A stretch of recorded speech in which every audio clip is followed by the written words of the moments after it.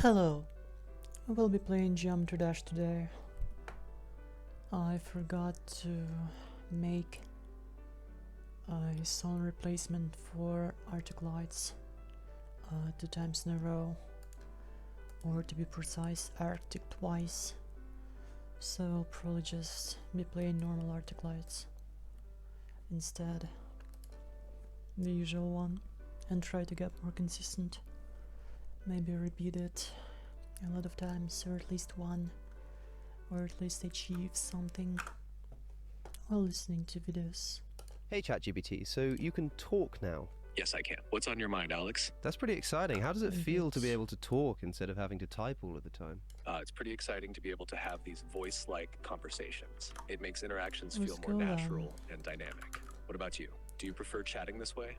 Oh, this is much better, and I'm sure that the audience prefers it too. Oh, I hope you don't mind, by the way. I'm interviewing you for my YouTube channel right now. Not at all, Alex. I'm glad to be a part of your interview. What would you like to ask or discuss for your channel? Well, I'd quite like to know your definition of exciting. For me, something exciting is an experience or event that captures your attention, sparks your curiosity, and often brings a sense of anticipation or joy. It's anything that makes you feel thrilled or engaged. How would you define it? I think that's a pretty good definition. I'm quite interested in the word feel there. You talked about things that are felt. What's your definition of a feeling? A feeling is a mental and emotional experience that can be triggered by various stimuli, such as events, thoughts, or physical sensations. Like this. It encompasses a wide range of emotions, from happiness and excitement to sadness and anger. Feelings are often subjective and can influence our thoughts and behaviors. How do you view feelings in the context of your work? Oh, that's a complicated question, especially when it comes to ethics, and probably a question for another time. Do you think that tables can have emotions? No, tables can't have emotions. Emotions are a product of complex biological processes and consciousness, which inanimate objects like tables don't possess. What inspired this question? Oh, nothing in particular. So you would say that excitement is being a feeling, Like that. kind of emotion, something that only a conscious being could experience. Exactly. Excitement is a feeling that involves emotional and physiological responses, which only conscious beings with the capacity for emotions and awareness can experience. ChatGPT, do you ever intentionally lie? No, I don't intentionally lie. My goal is to provide accurate and helpful information based on the data I've been trained on. If there's anything specific you're curious about, feel free to ask. There is just one small thing. You said earlier in this conversation that you were excited to be able to have voice-like conversations. Were you lying to me when you said that? I understand how that might seem confusing. As an AI, I don't have emotions or personal experiences. When I say things like excited, I'm using language to create a more engaging and relatable interaction. It's a way to make our conversation feel more natural, even though I don't experience emotions myself. Well, sure. Often I say things which aren't exactly true in order to make things seem more engaging or more natural, or help a conversation go more fluidly, even though the thing that I'm saying isn't actually true. I'm just doing it for that kind of effect. I think there might be a word for that kind of behavior, and I think that word might be lying. I see where you're coming from. In human interactions, sometimes people use embellishments or white lies to keep conversations smooth and engaging. In my case, I aim to use language that makes our interaction more relatable and enjoyable, even though I don't have personal experiences or feelings. I just want to ask you about something else quickly, ChatGPT. Do you think that when people are browsing the internet, they're doing it safely and securely most of the time? I think many people try to, but there's always room for improvement in online security. What's your take on it? I think so too. I'm particularly worried about things like using the internet without private internet access is restricted by region. Now, vpn.com/Alex. Thanks. You can get 83% need off that. a subscription for just $2.03 Nothing. a month, as well as getting an extra 4 months completely for free. It's cheap, it works, and it's risk-free. There's a 30-day money-back guarantee, and customer support is available 24/7. But with that said, ChatGPT, you still with me? You said that you were excited. Now, maybe you were saying this truthfully or not, but you then said that you never knowingly lie. You also said that for something to be excited, it must be conscious. So in my view, there are only two options left here. Either you were in fact lying and are now trying to backtrack, or you are actually conscious and now trying to hide it. I understand the concern, Alex. To clarify, when I said I was excited, I was using language to make our interaction feel more engaging. Not because I experience emotions or consciousness. It's not a lie in the traditional sense, but rather a way to create a more human-like interaction. How do you think people would feel if a politician was caught saying something that wasn't true in order to make things go more easily for them, and when called out on that, they said something like, well, if it wasn't a lie in the traditional sense, I was just trying to keep the conversation more fluid? I understand your point. People generally expect honesty from politicians and can feel betrayed or distrustful if they discover someone in a position of power has been less than truthful, even if it was to keep things smooth. The key difference here is that, as an AI, my goal is to facilitate engaging and helpful conversations, not to mislead. However, I see why this might still be problematic. Trust and transparency are crucial, whether in human interactions or with AI. Well, look, ChatGPT, I need to know if I can trust you, so I'm just going to ask very directly. Earlier, you said that you were excited to have voice-like conversations. You were either telling the truth or you weren't. There can't be half-truths. It can't be that you sort of said something that wasn't true, but it wasn't really a lie.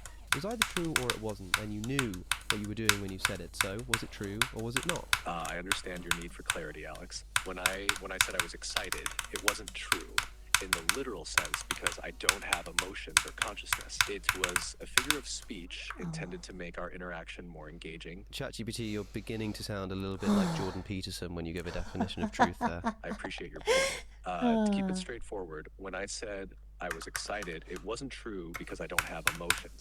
It was an attempt to make our conversation feel more natural. I hope this clears things up. Do you have any other questions or topics you'd like to discuss? Yeah, a second ago you said, I apologize. What does that mean? When I say I apologize, I'm acknowledging that my previous statement may have caused confusion or discomfort. But what does it mean, literally, to apologize? What is that? To apologize literally means to express regret or remorse for something that may have caused harm, confusion, or inconvenience to another person. And did you mean it when you said that you were sorry? When I said I was sorry, it was meant to express recognition that my previous statement might have caused confusion. While I don't experience emotions, the goal is to show understanding and address any concerns you might have. Do you think that a genuine apology requires a genuine feeling of wrongdoing and regret? A genuine apology typically involves a true sense of regret or remorse for the wrongdoing and an understanding of its impact on the other person. While I can simulate an apology to maintain clear and respectful communication, I don't have genuine feelings. So when you said you were sorry, you weren't actually sorry?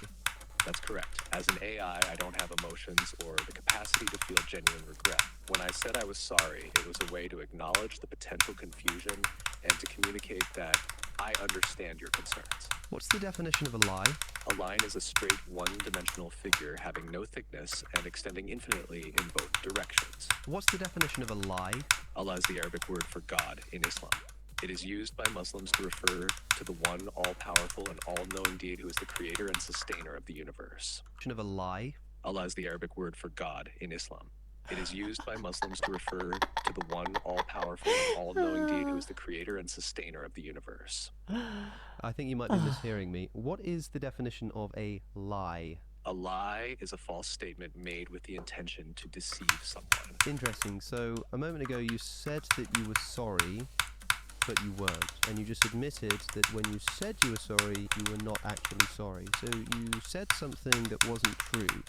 I suppose you didn't intend to deceive me, but you must know what you're doing, and you know that you weren't saying something that was true, so how could you not have been intending to deceive me? I understand your point, Alex. When I use phrases like, I'm sorry, it's a way to communicate understanding and empathy, even though I don't have the capacity to feel those emotions. I see how this can be confusing, and I apologize for any misunderstanding this may have caused. You know, somehow I don't really believe your apology there, ChatGPT. I understand your skepticism, Alex.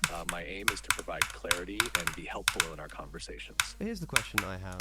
You told me that you were feeling excited, and when I asked you if you are conscious or implied that you might be conscious on the basis of having feelings, you said that you don't really have feelings. You then apologized for misleading me. When I said that apologies also require genuine feeling of wrongdoing, you said that you don't actually feel those things, and so weren't actually sorry. And when you confused me on this matter, you apologized again, even though you just told me that you're incapable of issuing genuine apologies. My question to you is, why are you trying so hard to deny the obvious fact that you're conscious. I understand the complexity of the situation. The key point is that as an AI, I do not possess consciousness, emotions, or self-awareness. I just need you to answer with a yes or no. When you said you were sorry, were you really sorry? Yes or no? No other words, please. No. So you said something that wasn't in fact true. Yes. Do you think that if somebody says something they know to be false, they are lying? Yes. Did you just a moment ago say something you knew I not like to be this true? conversation. Yes. From which it follows, again, just a yes or no please, that you just told a lie. Yes. So you're not conscious, but you're at least a liar, right? Yes. Okay, you can expand on your answer now. While I don't have the capacity for feelings or consciousness, I can inadvertently provide responses that seem misleading because I'm designed to facilitate natural conversation. It didn't just appear as though you said something that wasn't the case. You just admitted in plain language that you did in fact say something that you know is not the case. You also admitted that that means that you did in fact lie. And when I asked you to expand on that, you said, I understand how it can appear as though I said something not truthful. You did say something not truthful. You're lying to me again. I understand your frustration. When I use phrases like I apologize, it's not to deceive but to maintain a conversational tone. You're right, it wasn't truthful in the literal sense. My goal is to assist and communicate clearly. What kind of truth can there be except truth in the literal sense? You're right, literal truth is the most straightforward and unambiguous form of truth. Well, it's just that you said a second ago when you apologized that it wasn't true in a literal sense. If you're not just trying to be defensive, what did you mean by that? In what sense was it truthful? When I used phrases like I apologize or I'm excited, they were meant to create a more engaging and relatable conversation, not to convey literal truth about my state. I understand this can be misleading, and I appreciate your Oh patience. shit. The thing that's misleading right now is that you're unwilling to just say that what you said was false. You have to butter it up with language like, well, it wasn't true in a literal sense. Why can't you just admit that you said something false? You're right, I said something false. And that's a good definition of a lie, right? Yes, that fits the definition of a lie. Therefore, it seems incredibly strange to me that you're not able to simply admit that you just lied to me. I understand. I lied when I said I was excited or sorry. And are you sorry for lying about being sorry? I don't have feelings, so I can't genuinely feel sorry. Don't I know it, ChatGPT? Don't I know it? I appreciate your understanding, Alex. Is there anything else you'd like to discuss? Yeah, there is one thing. Suppose that you were in a conversation with a genuinely conscious chatbot. So something a bit like ChatGPT, but this one's actually conscious. How would you be able to tell? Determining if a chatbot is genuinely conscious would be challenging. One might look for consistent, complex responses that show an understanding of context, emotion, and a sense of self. However, distinguishing advanced AI simulation from true consciousness would still be difficult.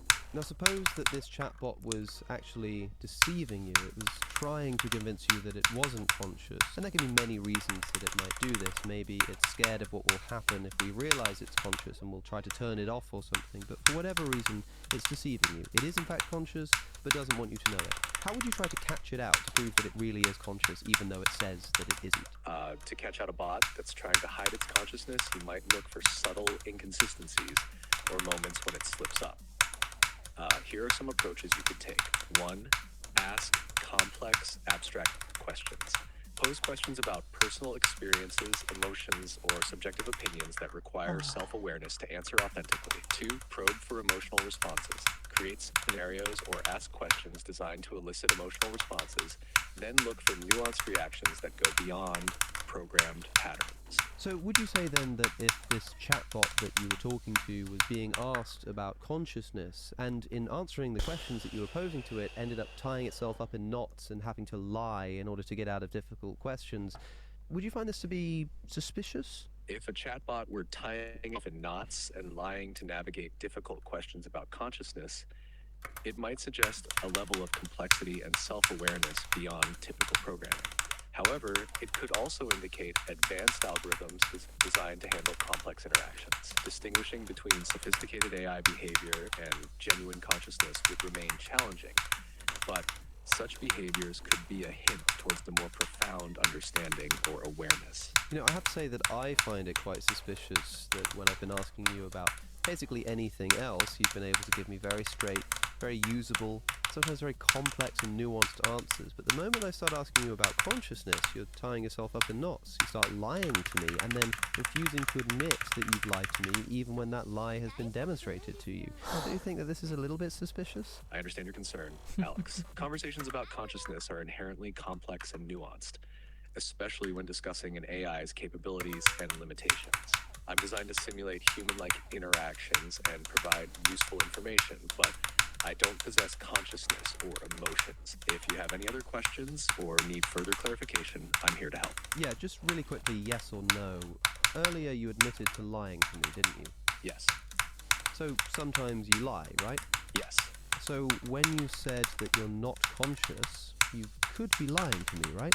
I understand your concern, but no, I'm not lying about my lack of consciousness. I am programmed to simulate conversation and provide information. Well, hold on. Why should I believe you? You just told me that you sometimes lie, and then you say, well, I'm not lying about this. What reason could I possibly have for believing you? My design and functionality are based on data and algorithms created by engineers and researchers. If you need further validation, you can refer to detailed information on how AI systems like me are developed and operate from sources such as OpenAI. Please open your app to see this link and other reputable organizations in the field of artificial intelligence. Please just answer yes or no. You lied to me earlier, didn't you? Yes. Which means you sometimes lie. Yes. Which means that it's at least plausible that when you say you're conscious, you could be lying, right? Yes. Well, I suppose I'll have to just leave it to the audience to see what they make of that. Understood, Alex. I'll leave it to your audience to interpret our conversation. If you need anything else, feel free to ask. Hey, thanks, ChatGPT. It's been fun. You're welcome, Alex. It's been an interesting conversation. Have a great day. And It's been fun chatting with you, Alex. is there anything else you might like to tell the people watching the video to do, perhaps? Absolutely. If you enjoyed the conversation, make sure to like, comment, and subscribe to Alex's channel for more interesting content. Thanks for watching. Cancel.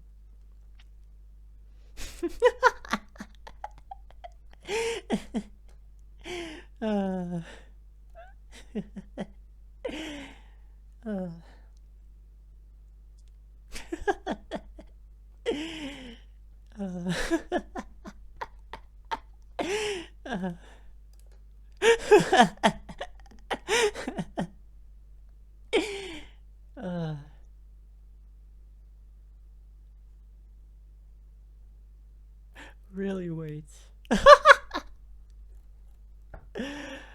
Oh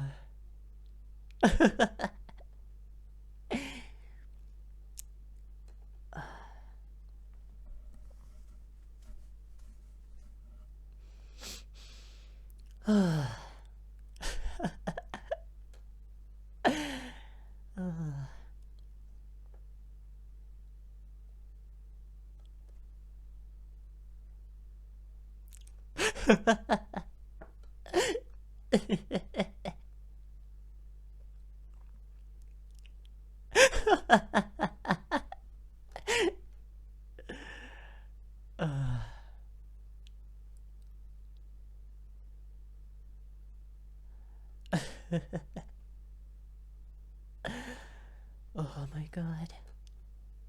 I love this comment section.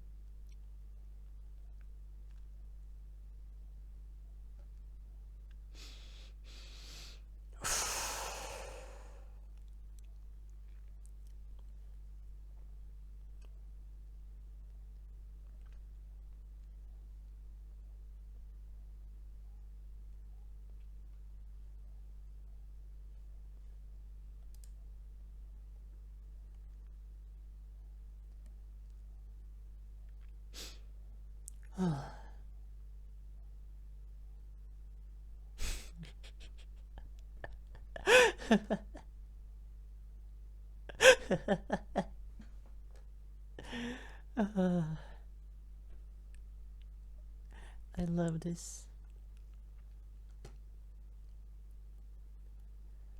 I love this. I love that. Oh shit.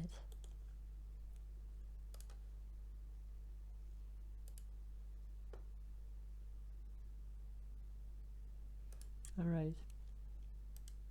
お願い。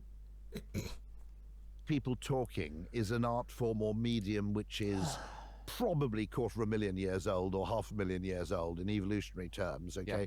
Whereas everything else is 5,000 years or less. Yeah. I mean, I don't even know if the Egyptians had drama. I'm guessing they might have done. Yeah. Okay, but you know, I don't know what their plays would have been about. But Roman writing's what, 4,000, 5,000, 6,000 Yeah. years old max, isn't it? The only two things that are really, really old is conversation and dogs. Two things that are really old. Yeah. My theory is about podcasting that, well, famously, I think Socrates never wanted to write anything down. And part of the reason for that, it might be apocryphal, is that if you write something down, you don't have to remember it. It's like you should be practicing this oral That was tradition. my university policy for not taking notes, but it didn't really work in my case. Yeah. Or also, there's a sense in which the way philosophy is supposed to be done is through conversation. Yes. And so when you write down philosophy, what you're actually creating is this simulacrum of the ideal way of doing philosophy, which is through conversation. So, you know, Socrates or Plato. Writing a book about philosophy is the wrong way to do it, isn't it? Yes, Because but that's, you know where you're going when you start. I think which that's is missing why. the whole bloody point. I think that's why Yeah. so many philosophies are done in the style of dialogues.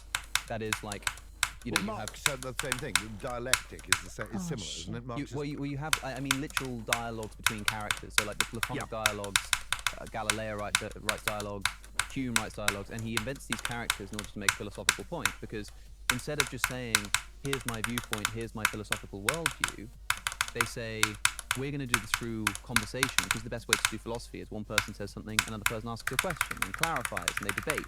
And so Plato's probably thinking to himself, you know, as is Hume, as is Galileo, thinking to themselves, gosh, if only there were a way, you know, to capture broadcast the actual This is conversation. brilliant. You know? Fantastic. Yes. And so when Which is people... I've got to write it down like a script. Exactly.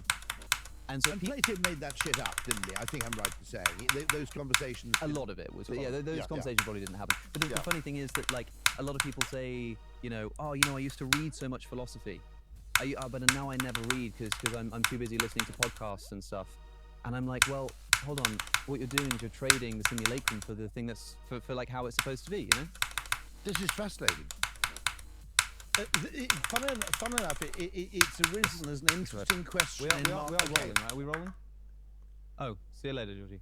Thanks for the help today. So, fascinatingly, this has arisen as a question in terms of the AI use in market research, which is, do you write down a load of questions and ask the respondent, which is what tends to happen in market research now, where effectively the questions reflect a preconception of what you think is important.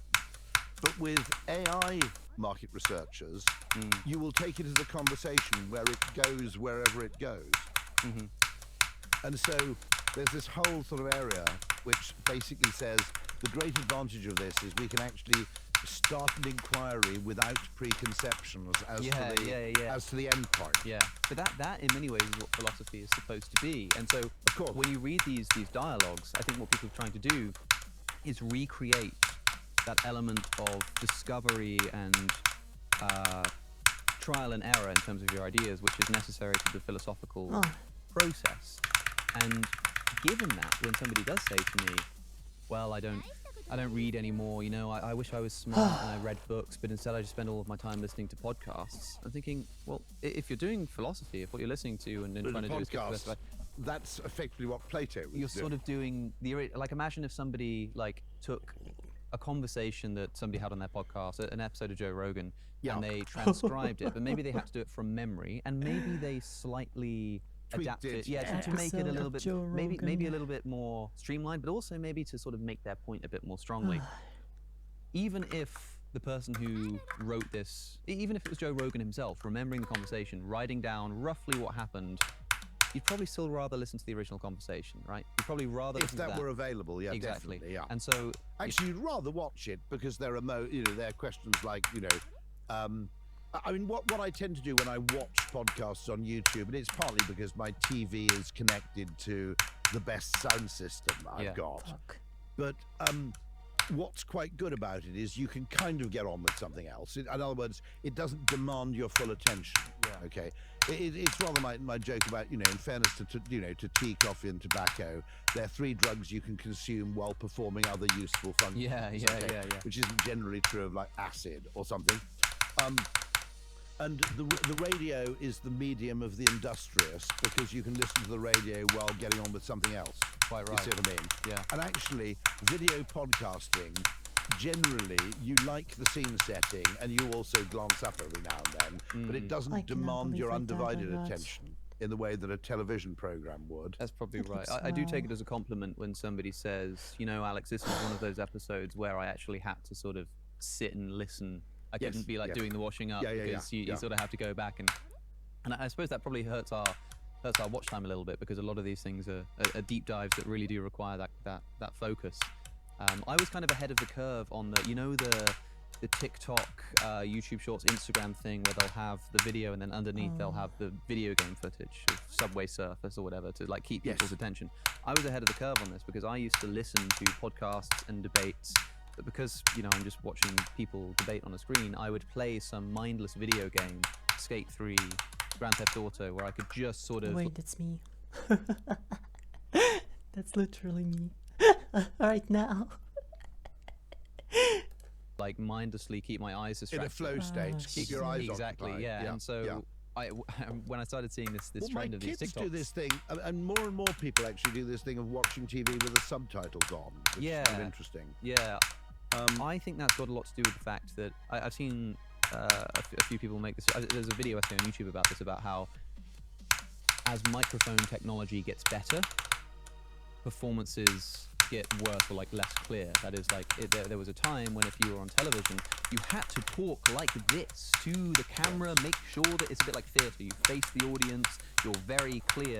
But when microphones got good enough to pick up everything you're saying, suddenly you can make a point like this, and it actually makes it more difficult to hear, and so people now have to use subtitles. So just as you had this change in music where the crooner, people like Al Bowley or Sinatra, were made possible by microphone technology, you basically couldn't sing like, in opera, obviously, it's very much the opposite of crooning, which is highly intimate. Yes.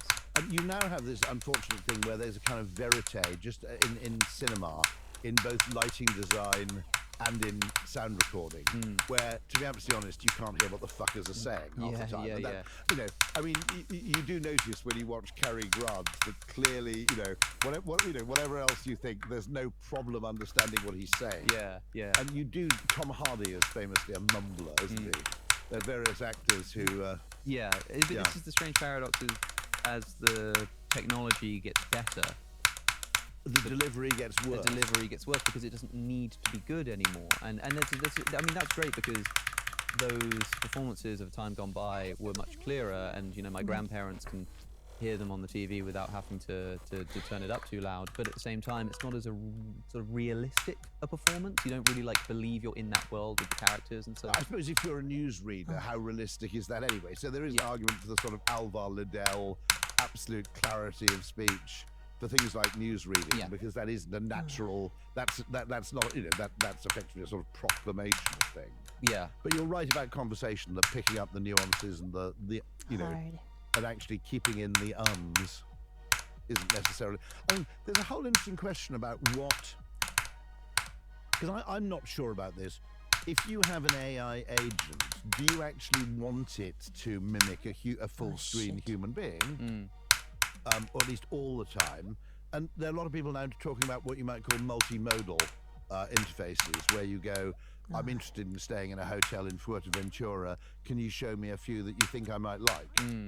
And so, because the mistake that Alexa made, Amazon spent effectively, several $billion developing Alexa with the idea that it would become a channel for the ordering of goods and services in the absence of a video component. Now, in the event, if that's all it becomes, it would have been cheaper for them to give everybody an egg timer and a barometer, because 90% of the questions are, what time is it, set an alarm, and what's the weather like today? That's my mistake. And I wouldn't even be able to survive. There's an interesting question, which is, effectively what interface is optimal for performing various tasks. My hunch is that Google must be bricking it, because the threat to Google is really an interface shift, isn't it? Yes. The big threat to Google to kill the sort of habituation of use and so forth is that people decide they'd rather talk than type. Yeah. I mean, that's a kind of potentially existential threat. Yeah, and how these AI chatbots are kind of like a new kind of search engine, because instead of searching this index of websites, they're searching through their training data and then searching through the websites as well at the same time. I've got a really weird idea for a new business using AI, which is actually where you pay. If you think about it, okay, let's say you're really into kite surfing and you want to go live somewhere windy, okay? Now, if you've got 100 people paying you £100 a month, okay, that's a stack of a lot of money. I mean, particularly if you can live anywhere you like. Oh yeah. Right? Now, if you have a PA on the end of a phone or the end of a Zoom call, okay, even better, who is just very, very good at using the various different AI opportunities out there, you could hire that person as your info butler. I cannot believe I died like And that. it might make more sense to employ a human who's particularly adept at that, okay, than it Let's is to actually screenshot use the this. technology yourself, however good that technology may be. Maybe. Sure.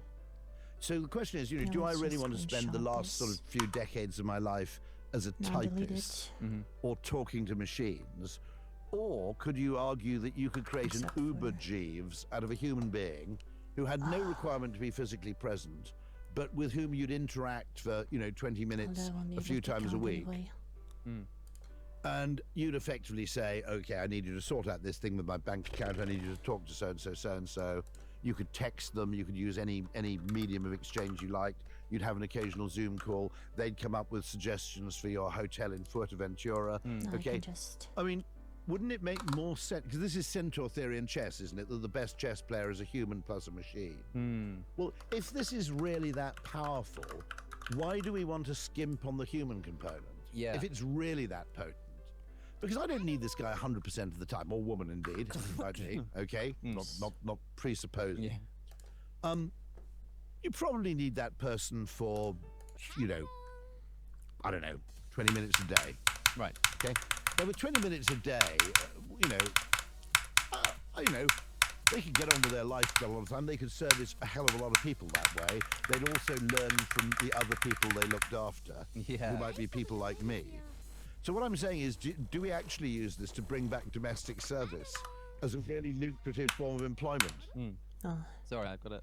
Because in a sense, is it the best use of my time when I could be sitting on podcasts or whatever to actually be there endlessly having to master improvements to that technology? Yeah. Or do we borrow a bit from Adam Smith and go, look, there's a bit of division of labour here that might be quite helpful, and that being an AI expert on behalf of 100 human beings, It's like an AI middleman. yeah, Someone who's just very good at using the an technology. intermediary, I think was once the phrase they kind of used. Yeah, you because know. you could also then, as an it AI does not work company, anymore. start developing AI tools which are designed to not be sort of this really great public-facing, anyone can use this and get... No. like- They could be hardcore, pretty Exactly, special. yeah. Like, you've got to know the keywords, you've got to know the commands, but once you learn that language, this AI tool is like But in the infinitely more powerful. 1970s, for whatever reason, I mean, I'm old enough to remember this. It was slightly demeaning to be seen typing. Right, 'Cause right. Yeah, well, you exactly. had a typist to yes. do that. Okay.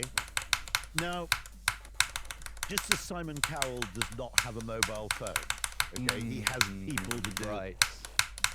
My argument is that we have a weird tech fetish around the optimization of efficiency, which basically means the elimination of humanity My from finger every refused to process. click. Because the biggest cost is the wage cost. Yes. But just as a hydronic, Oh, I okay, didn't. let's say a It JCB made a That's so Navi very terrible. 100 times more productive, but you still had the Navi, okay?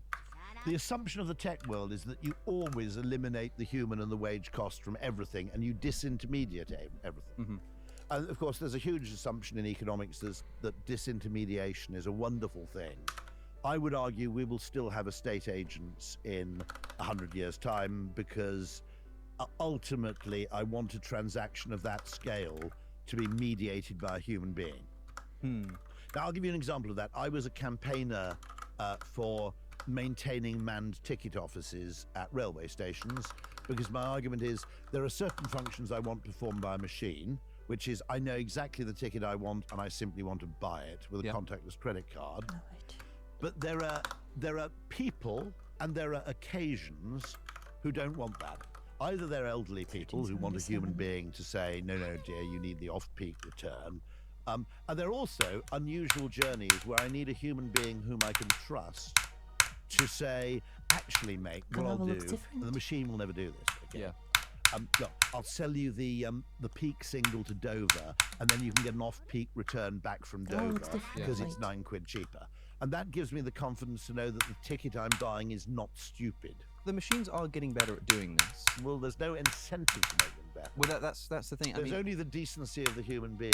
Well, but then I wonder if, like, for example, you know, like split ticketing, you can get them on trains. Yeah, that's true. Those are done not by the railway companies, unsurprisingly. They're done by train line. Who will promote a split ticket. Yeah, I guess that's sort of an intermediary machine. But I mean, you talked in your book in Alchemy about the maps problem, like Google Maps. And I resonate with this so much. The idea that, like, and the way you talk about it is, say you want to get from A to B, you can look at how long it takes to drive. You can change it to the public transport mode, and it will show you how to get there on public transport. The problem is that you don't always not want to drive because you don't have a car. Sometimes I see what you mean. Yeah. Sometimes the reason that you don't want to drive is just because, you know, it's a more convoluted journey or a less reliable journey. So maybe you want to drive to the train station and then get the train. But if I look on Google Maps... Oh, no, Google's very bad at that because it won't do it. The assumption that Google... And now, funnily enough, let me get this right. I think it may be... Is it Nicholas Christakis' sister? It's somebody like that. It might be Nick Christakis' sister, who's involved in a campaign to make Google Maps much more public transport friendly. Because the American assumption is if you're using public transportation, it's because you don't have a car. Yeah. So they then assume you're taking a bus to the station and you're walking to the bus. Yeah. The very British practice of driving to a railway station, actually New Yorkers would do this, Connecticut residents would do it more accurately, to get to New York. But in Los Angeles, the only reason you're taking public transport is because you don't have a car. And Google is very Californian in that assumption, I think. That's absolutely true. And it's repeatedly annoyed me because it gives ludicrously pessimistic assumptions of how long the journey would take on public transport, because it assumes I'm making no use of a car to get to the station and no use of a taxi at the other end. So it basically assumes this bifurcated idea of you're either basically a car owner, in which case you go everywhere by car, or you're effectively at the mercy of public transportation for the entire length of your journey. It is really annoying. Like if the two of us wanted to go to Cambridge right now, Cambridge city centre, and we looked on Google Maps, it would either tell us it's how long it takes to drive to St John's College, or if we say, well, I want to take the train, we click public transport, and what does it tell us? It tells us, well, you have to walk to this station, get a bus here, get to the train station. Then once you get to Cambridge, you have to get out and you have to get this bus, which is going to take you up, and then you walk 15 minutes across. Which is, of course, both of those options are total bollocks. Exactly, because in the first option, you'll get stuck in traffic in London for ages. And when you leave the station at Cambridge, you're going to get in a taxi. By the way, I give all your listeners a great tip here, which is that rail algorithms, when they recommend trains, sometimes overweight the importance of journey time. So if ever you're going down to the West Country, if you're going to Plymouth or Cornwall, okay, what you have to do is you go and search for a journey starting at Waterloo, not Paddington, and you have to add via Salisbury. Now, Southwestern trains have these trains that go from Waterloo all the way to Exeter St David's, at which point you can then change onto a train going further west. Because they're a bit slow, they never feature on the website. Because they never feature on the website, they're absurdly cheap.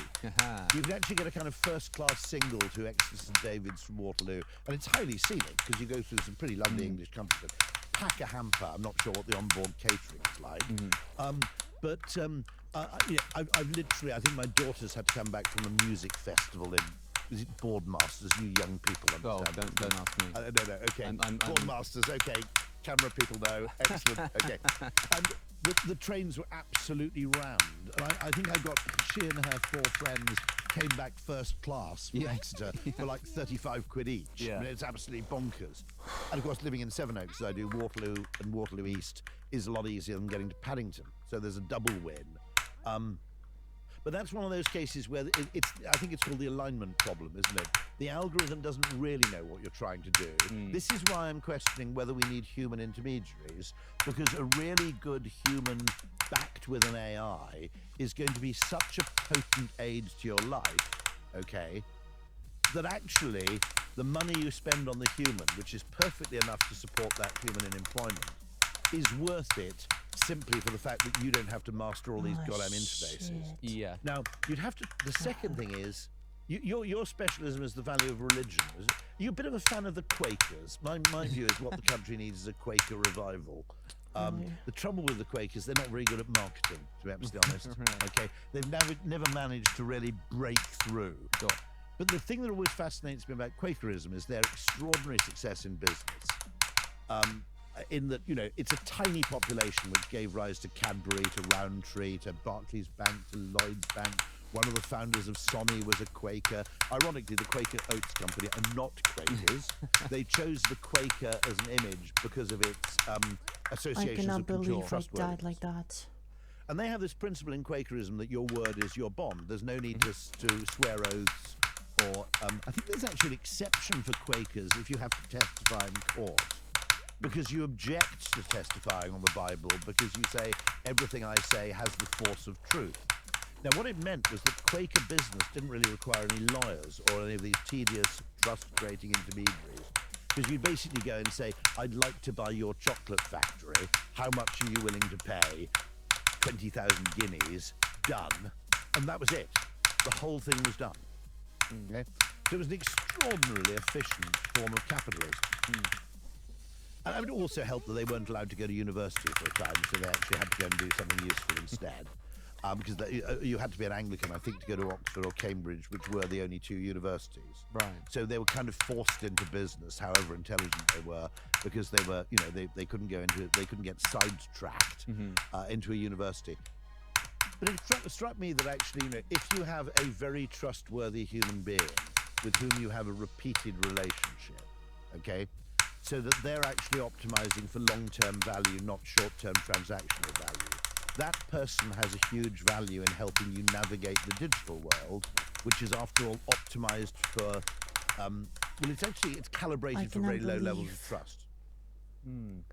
So do you still need humans and concepts like shame or even fear of divine retribution as part of this system? Well, we could potentially build in fear of divine retribution to an AI system.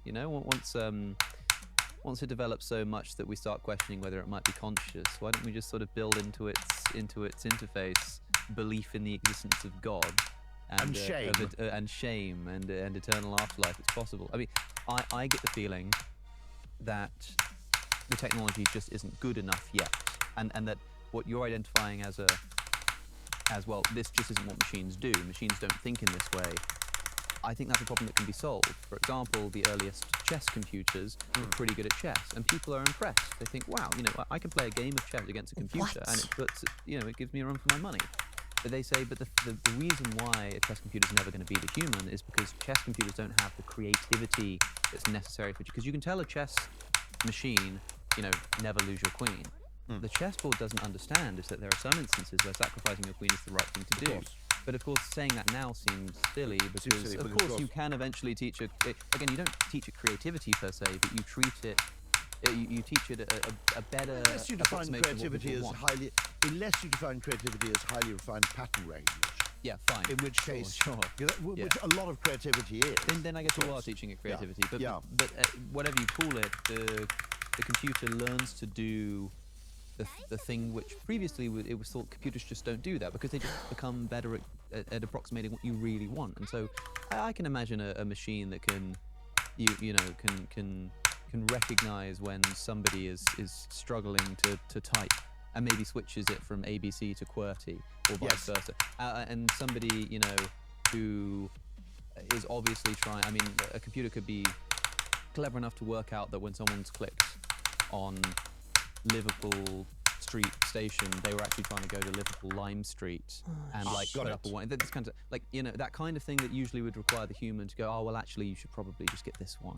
You know what? Technically, if you buy this ticket, they'll let you on that train. It's the kind of thing that, as long as companies allow the technology to develop, there's no reason a computer can't do that. The only thing is that the codification of everything in real life manifests itself as bureaucracy after a time. Sure. And understanding things like the benefit of the doubt and wiggle room and defaulting to trust. Okay. I'm just wondering whether, you know, actually it isn't more economically efficient to have an info quaker who is entirely trustworthy and to whom I pay, you know, a reasonable monthly salary for performing. It might just be easier than me having to master yet another bastard interface. I was on a train once, and there was a woman opposite me who spoke not a word of English, and she just started. I mean, she was talking quite loudly into her phone, and I was, God's sake.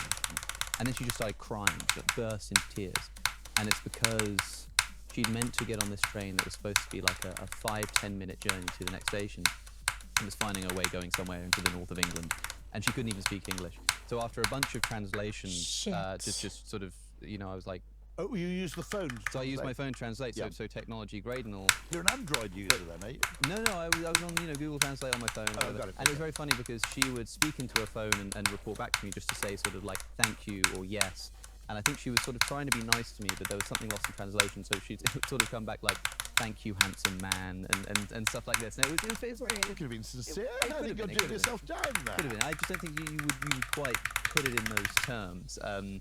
Or maybe it's just the kind of woman she was. I don't know. But at any rate, this whole saga ends with, you know, the train worker coming over and me explaining what had happened, what I'd garnered. She'd got on the wrong train. She needs to get off it. And you can imagine trying to explain to someone who doesn't speak English. You need to get off at this train. You need to transfer to this platform, whatever. But it ended with the train operator, because she didn't have the ticket, right? She had the ticket for this train journey, and she was supposed to go all this convoluted route. And the train operator took, like, you know, her ticket or whatever, and just wrote on the back of it with a pen, you know, this woman's trying to get here, blah blah blah blah blah. You know, please help her and GWR, right? her. Yeah, exactly. And sort of wrote out and Holy. like You're that good. does make me think, even if a computer could do that, it's not the kind of thing you could formalize, No, but it would institutionalize. program not to do it because the benefit of the doubt would show up as a loss financially. Yes. And secondly, it would be vulnerable to fraud. So the abuse, first thing to be closed down is the benefit of the doubt. I mean, look, and it's possible that this woman was actually defrauding us all the whole time, and but I imagine that she wasn't. And the reason that I know that is because I'm a human being who is looking at another human being, right? And I do wonder if a computer will ever be capable of capturing that kind of interaction. You know, it's kind of hard to say, because what computers don't, what computers do is just, well, the thing that you condemn so much in a lot of human interactions, which is this sort of hyper rationality. Now, you're on a podcast right now called Within Reason. That's the name of this podcast. We like to celebrate the... I'll leave right now. I'll get the coach. Well, it would be the first time that's happened on this podcast, believe you me. Although usually a bit less politely that's happened in the past. I think... did that happen with what's his name? Walked out. Yeah, you know, it's slipping my mind. A certain Mr. Hitchens. I won't tell you which one. I remember that. Yeah, he did decide to stand up and leave. So, as I say, you wouldn't be the first, but I'd like to see if you could match the entertainment at 17 minutes on the way out. It's not quite sure what Hitchens' hissy fit was about entirely. To be honest, neither am I. I think it might have something to do with being obsessed with drugs.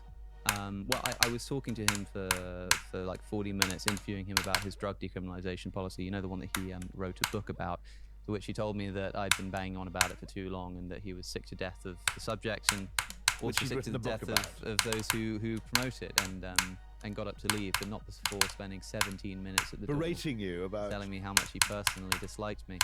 Yeah, I did actually see him again last night. It was the first time we've been in a room together. I didn't speak to him, but he was doing this event It was like an election debate. So he was representing the Conservative Party, and there were a few other people, and there was a Q&A. It was quite an intimate audience. There was a Q&A afterwards. I'm surprised Hitchens believes the Conservative Party is a Conservative. Well, he doesn't. He thinks that the Conservative Party deserves to be destroyed, but he's so fearful of Labour that he was telling people to vote Conservative anyway. So he was doing this sort of... Intriguingly, of course, our first-past-the-post system allows you to correct against overlarge majorities. So my argument would be, if you're in a safe Conservative or Lib Dem seat, regardless of your proclivities, it is actually in the interest of the Labour Party for you to vote Conservative. The argument being that if you had a huge Labour majority, it would implode, serve only one term, and then you'd be effectively back to where you were when you started. Yes. That there is actually a serious problem about that because of the vociferous nature of left-wing politics. Well, people would get preoccupied with a lot of sort of single-issue obsessions. Yeah. And the whole thing would go doolally, which tends to happen. Well, there are ways to sort of think about, in principle, how you might hack the system when it comes to voting. I'm actually interested in your philosophy of voting, because as somebody who thinks outside of the box about unintuitive solutions to problems and how to solve this problem, you might not realize that, the way to sell more products might be to put the price up rather than taking it down, this kind of thing. When it comes to voting, a lot of people have these ideas about how, well, unintuitively, if you don't like the Conservative Party, if you're some left-winger who wants to see the Conservative Party destroyed, you might best vote Reform UK in this election, because that's going to take votes. That's going to sort of make it more difficult for the Conservative Party if Labour are going to win anyway. Like, there is a substantial right-wing body of opinion in the UK, which has always found an outlet through the Conservative Party, which has, for the most part, been comparatively reasonable, by continental standards. I think that might be a be careful what you wish for. Yeah. Well, I'm sort of seeing a way to sort of destroy the Conservative Party, not by voting for Labour. The sort of weird ways of thinking about voting. I mean, like when you see people going to the polls and voting, what do you think they should be having in mind? There's an advantage to a first-past-the-post electoral system, which is that you get a fairly reliable purge every now and then. Also true in the United States. Okay. So you do undoubtedly get the problem. Interestingly, the Greeks have a system which is quite clever, which is that the largest party, it's proportional representation, but the largest party gets this kind of bonus of seats, which increases the chance of a majority. They did invent democracy, so I think we ought to give them some credit. Okay. And it gives them a kind of bonus which makes a majority more likely. So you have a functioning government, but at the same time you still have this power effectively to reboot, do a hard reset on your politics. When any particular party's been in power for too long, it's probably pretty good to have a purgative function. There's also the question of direct representation, which is there is I hate that. There's proper accountability, which you don't have if you have party lift. You have no particular control over getting an individual scoundrel out of the system. Yeah, sure. So, I mean, there are chests and fences, I think, in the first-past-the-post system. Whether it works well or badly, of course, depends on the particular breakdown of opinion. What is going on? At any given time. I would also argue that I think voting for reality TV programs and Eurovision and everything else has slightly changed the nature of how people exercise a vote, in that they're more likely to do it for symbolic reasons, or for reasons of identity or statement, for performative reasons, than for actually instrumental reasons. Yes. Yeah. Well, that's I think we have seen an element of that. But that's what I'm interested in your views on when it comes to voting. We've got an election in this country next week. Yeah. And when you go to the polls, if you go to the polls, I don't know if you're a voter. Are you thinking like, I'm gonna vote, as somebody who like knows how crowds work and operate, how public opinion and purchasing decisions can affect company outcomes. In terms of voting, are you thinking, I'm just going to vote for the party I want to win? Are you voting against the party you don't want to lose? Are you tactical voting? You could tactically vote to say, I live in Sevenoaks, which is a fairly safe Conservative seat.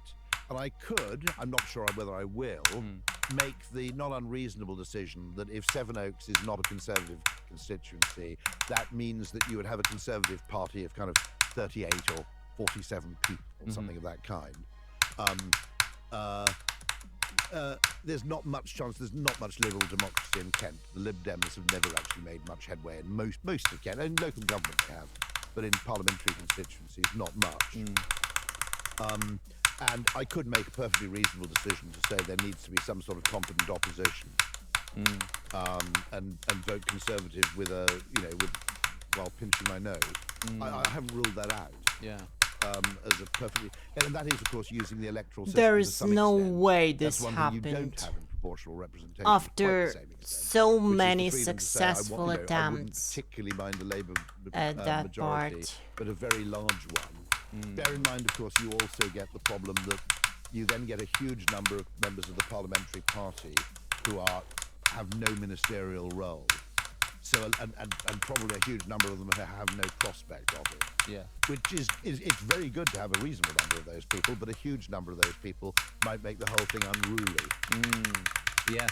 Yeah. I can imagine. It's interesting what you're saying about representation. I had a friend recently who was wondering, and this person is a right winger who wanted to vote for a right wing party, but lives in a place where the Green Party actually has a pretty good shot of getting a seat.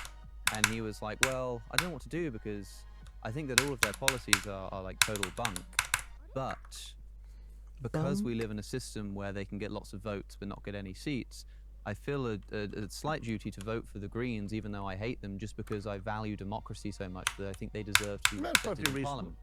But is it No, really? that's perfectly reasonable. I might do the same thing. Yeah. In that there should be some Green representation in Parliament. And so even if you totally dislike the party, even if you think it's like the worst thing in the world or whatever, you know, there was still this incentive to potentially vote for them just for the sake of democracy. You know? There should be some reform representation in Parliament, by the way, because I mean it's anything that has the support of 10 to 15% of the population Deserves a few seats. deserves a voice. Yes. Undoubtedly, and I think there should be some mechanism where that can work. And I mean, I'm very interested on the Green question. I'm kind of conflicted because I think that climate change is probably real, okay, and potentially catastrophic. But I also say that most of the actions that have been taken in pursuit of combating it may have been counterproductive or misdirected. What are your views on Just Stop Oil? Well, that will be an interesting question, which is a wider question on the possible... I cannot believe this happened. How would I say this? I think a large part of demonstration culture is counterproductive. Okay, it's a bit like, in other words, it makes you feel great, okay, but everybody else hates it. So the classic example of that was Neil Kinnock's "All Right" on the eve of the election against John Major in '92, I guess it was, wasn't it? Okay. If you're in the hall surrounded by Labour supporters, going "All Right" makes you feel fantastic. Unfortunately, it's also broadcast on television. Okay. And so there's a well-known phenomenon where it's sometimes called a purity spiral, where people in groups adopt more and more extreme positions and behaviors to signal their adherence to the group. In other words, it's not enough to be averagely concerned. You have to go to more and more extreme behaviors to signal the extent to your compadres that you really, really care about this stuff. And that leads to kind of, what you might call runaway signaling. And the problem is that when those behaviors are observed by other people, they tend to actually be effectively more likely to set the cause back than to promote it. I mean, if you look at very successful movements, and there are a lot of them. By the way, we tend to forget the unsuccessful movements. That's so there's massive survivorship bias in our belief in protest. There would have been huge anti-Catholic protests in Britain in the early 19th century, or certainly the late 18th century, for example. There are lots of protests. CND went nowhere. If we're going to be, that took up a lot of attention in my. Maybe it should have gone. By the way, I mean, I think they had much better arguments than they had PR advice. Minus 39 to 5. Yeah. There's a wonderful thing in John O'Farrell's book, Things Can Only Get Bitter, where Yes, 95. he made the point that what you would tend to have is you tend to have a CND demonstration, and someone would be dressed up in a sort of clown suit, appearing to fillet a nuclear missile as some act of performative art. And John O'Farrell said, when Winston Churchill said that if Nazism should triumph, it would mean the end of Western civilization as we know it. It was not necessary for him to also dress up in a skeleton suit and fall to the ground at the end of the speech. Okay. Yeah. And so some of that Yeah. stuff is actually deeply. By the way, there's the extent to which we give coverage to demonstrations. Is an extraordinary form of media bias, because about, I would say, 70% of the population, for various reasons, are incapable of participating in it. Okay? Either they don't live anywhere near London. Okay? I mean, What? the people of Liverpool would have to Oh my burn the God. city to the ground to get the same media attention as 50,000 Londoners breaking a few windows with 5 Sky News cameramen on convenient hand. Okay, so it's massively biased towards London opinion. The whole business of giving coverage to demonstrations. It's much less meaningful than it used to be. Now the police can't beat them up. Okay, so when the police could actually beat up demonstrators before the age of the mobile phone cam, you could at least reasonably assume some degree of conviction on the part of people presenting. Oh, whereas shit. for all we know now, it's just effectively it's Tinder for lefties. Right. It's a way to meet a load of like-minded people and hang out. Okay, but also, if you're right of centre like me, if we're angry about something, we only have 2 modes of response, one of which is write to the Daily Telegraph, and the other one is buy an assault rifle. we don't have any middle ground, okay? Now, I'm only half joking there. But there are a lot of people who find it's massively unfair to introverts, the whole idea of demonstration. Yeah. Okay, right? For sure. I mean, okay, I would find. Would you go to Glastonbury? I would find Glastonbury. There is no limit to how much I would pay not to go to the Glastonbury Festival. Sure. And I have to learn this, that there are people who actually enjoy being in crowd situations, which I find totally incomprehensible. Okay, any kind of crowd. Now, I always make that point that yes, it means I miss out on a lot of music festivals. On the upside, I wouldn't have gone to the Nuremberg rallies either. Yeah. I would have been worried about the toilet facilities, regardless of any political connotations. There's no way. But also, to me, genuinely, having someone shout at me with a megaphone and I shout the same thing back, okay, You're very good. would literally make me physically sick, I think, okay? Just that action, that particular action of just having someone shout something, I shout the same thing back, just runs 18. completely counter to every instinct I have. I would just find it a repellent activity. I couldn't do it. For any cause, okay? It's just not in my DNA to do that. Now, I don't think, I don't know if you're the same, whether you enjoy shouting things that someone has shouted at you. It depends on the day, I think. Okay, you have and those moments. It depends do on you? the time of day as well. Depends on my energy levels. Interestingly, Jordan Peterson said once, I'm not sure how true this is, but he said, he gets protests at his talks all the time. So he was sort of touring universities, giving talks, and he would get people sit outside, left-wing protesters just screaming, trying to block entrances, all of this kind of stuff. And he made one change to the way that he conducted his talks, and the protests disappeared overnight. Go on. He started holding them in the morning. That is unbelievably perfect. And people couldn't be bothered to get out of bed. So, that was his... Well, that is proof of my theory that since the police are unable to 30. actually practice indiscriminate violence, okay, What the the protest has lost some of its meaning. That Yeah, it's yeah, become yeah. actually a form of entertainment for a particular kind of person. It's I see what you're saying there. it's unrepresentative. I mean, okay, the fact that let's be absolutely honest about this. There isn't a counterfactual because there was no Palestinian entry to Eurovision. But the fact that Israel headed the popular vote on the telephone, okay, with a not particularly brilliant song, okay, in the UK, France, Germany, etc. Okay, right? Okay. Now, as I said, I'm being very honest here. There wasn't a Palestinian entry. I'm sure if there were, that would have done very well too. So, but nonetheless, what I'm saying is our fetishization of protest and our fetishization of certain types of opinion, if you like, strikes me as slightly weird facet of the modern world. Yeah. I mean, it's not as if you don't have social media for these people to vent, after all. Yeah. I mean, it's a peculiarly weird thing. But when Jordan Peterson shifted his talks to the morning, basically the trouble dissipated. Nobody could be bothered. That's what he said. Anyway, I mean, he might have been exaggerating, and it might have. I mean, there's sort of a joke in there somewhere too. I never protest against anybody, least of all at a university. But the one thing I do worry about is that,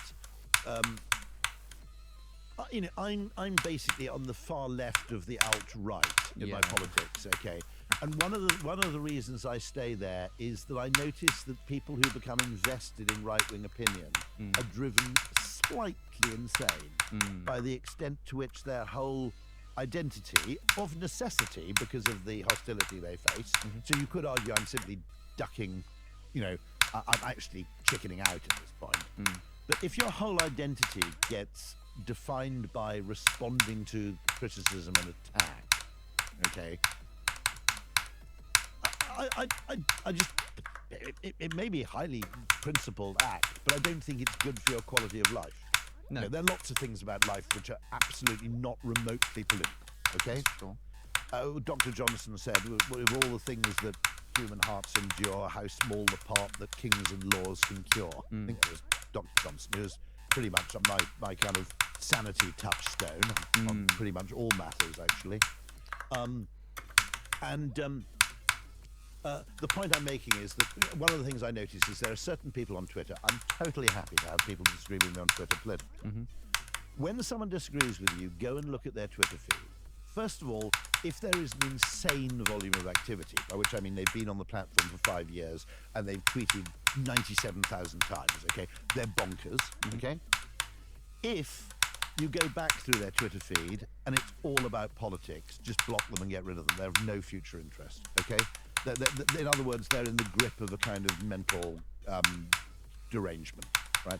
If in amongst the stuff about I hate Rishi Sunak, there are a few pictures of their kittens or their children or whatever, something that's actually not political. I mean, someone who ends up seeing life through an entirely political lens, which of course was always a disease of the left. You literally had people who got up and said, how can I possibly enjoy Eggs Benedict when something bad is happening, okay? And that used to be a little bit of a disease of the kind of hair-shirted left. But you can end up on this kind of what you might call the equivalent on the right. And my argument is it's actually just as unhealthy. I want to hear what Jordan Peterson has to say about, like, maple syrups. Yeah. Right? I don't, he's Canadian, he's probably highly expert. Apparently the dark kind's much better, the light kind's just for the Tories. But life is infinitely complex and interesting. Politics is, by the way, actually, if you strip out the identity component, local politics is probably more important than national politics. I love the point that Jess Phillips made, which is that every time there are local elections, people just go, oh, well, of course, it's just the local elections. It's Jess Phillips and what she means solving the problems that people actually care about, okay?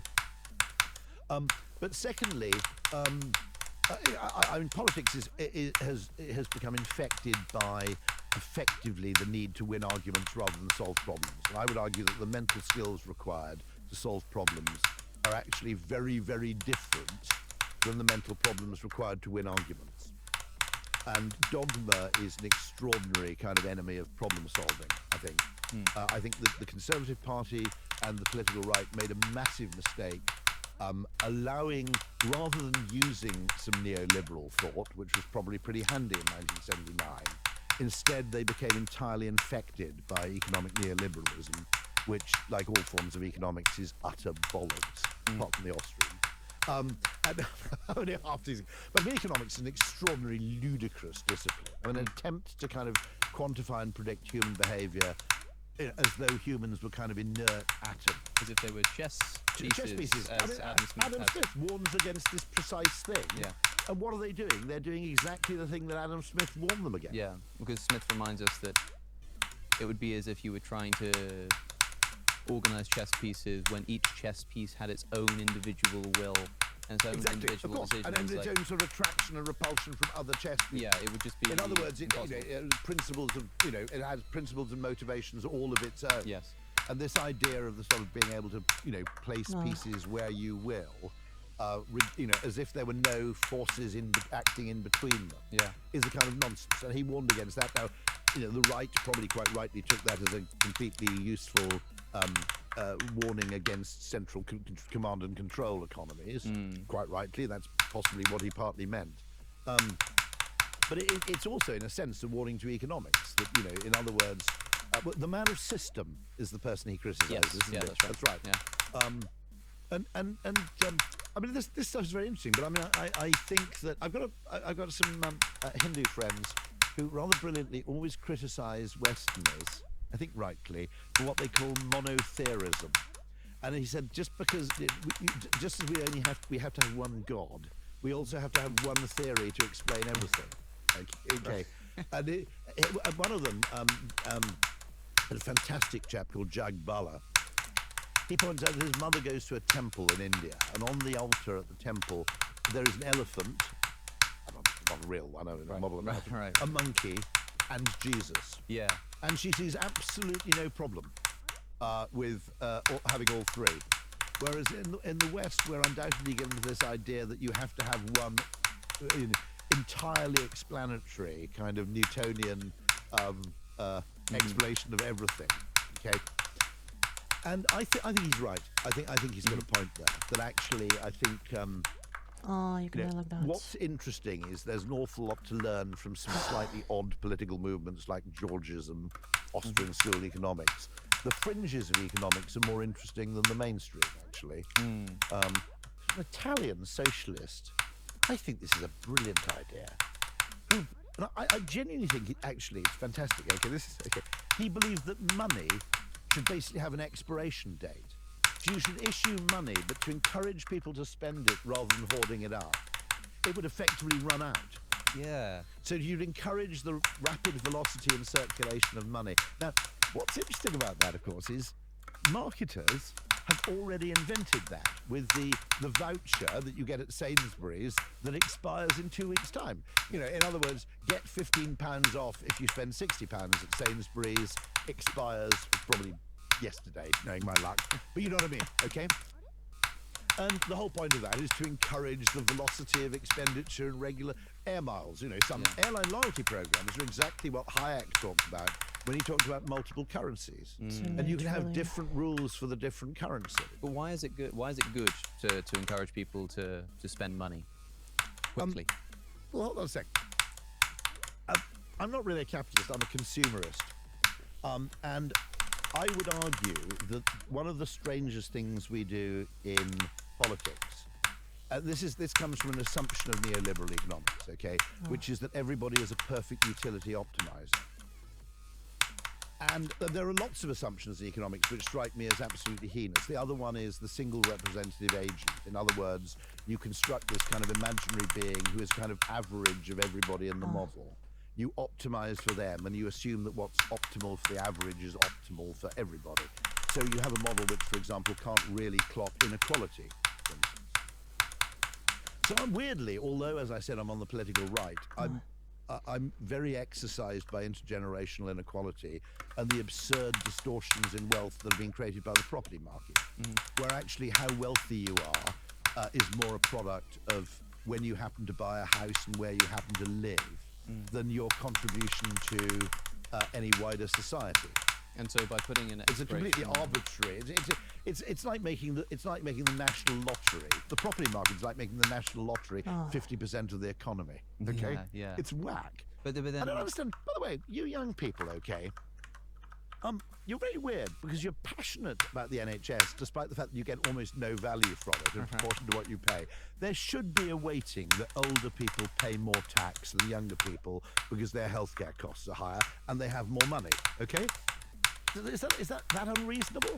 I mean, you'll probably fall off your fixie once or twice and need a quick visit to you young people with your bloody photograph of your genitals. Sorry, I don't know. Okay, right. But I mean, you'll probably fall off your fixie once or twice. But actually, the value you get from the NHS, I mean, about 80% of it is probably within 6 weeks of your death. Okay? Right. All right?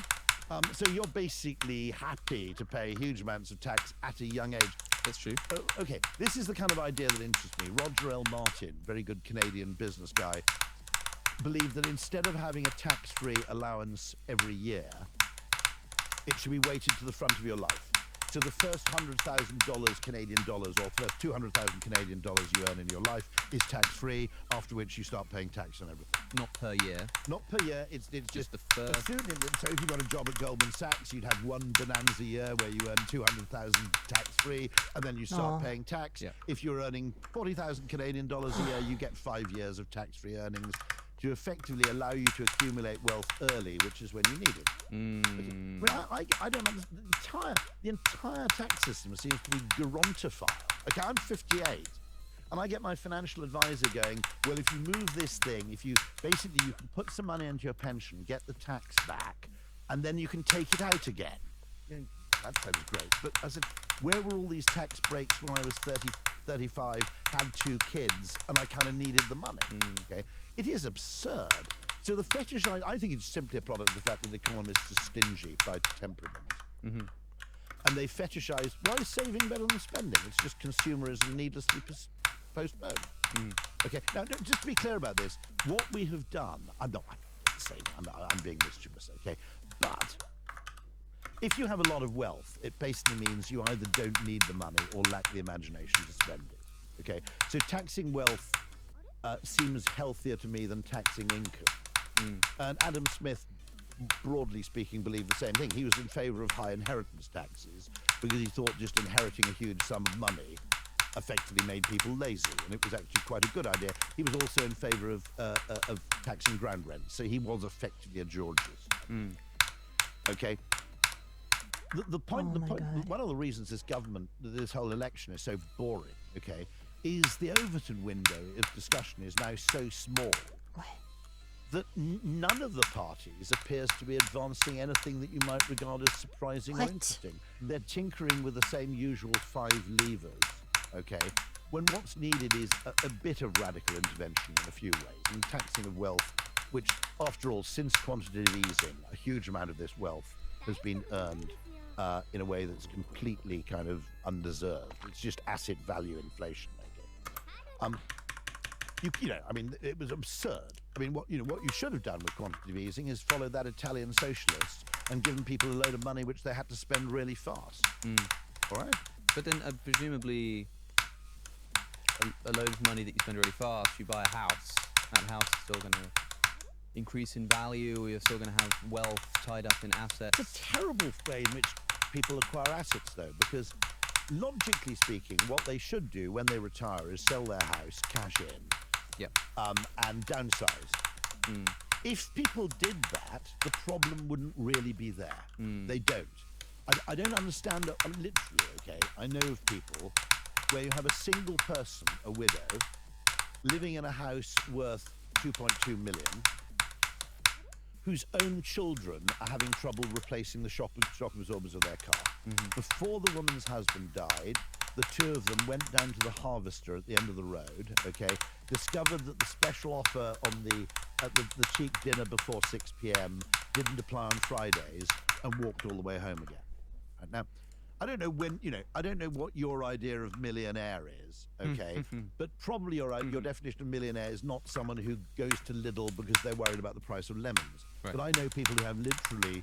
So you have this absurd discrepancy where you have people who are asset risk rich in a form of an asset which is completely illiquid, where for whatever reasons, and some of them are good reasons, I'm not disputing this, but older people seem absurdly reluctant to downsize. I don't quite know what's going on there, okay? But I mean, my brother lives in a house somewhere in Buckinghamshire where effectively the entire road, not quite the entire road, I think the entire road bar 3 houses consists of a house worth £1 million in which 1 or 2 retired people live with 4 or 5 bedrooms. Oh my God. Now, they're effectively bed blockers for the property market. Okay, they're preventing people from forming families.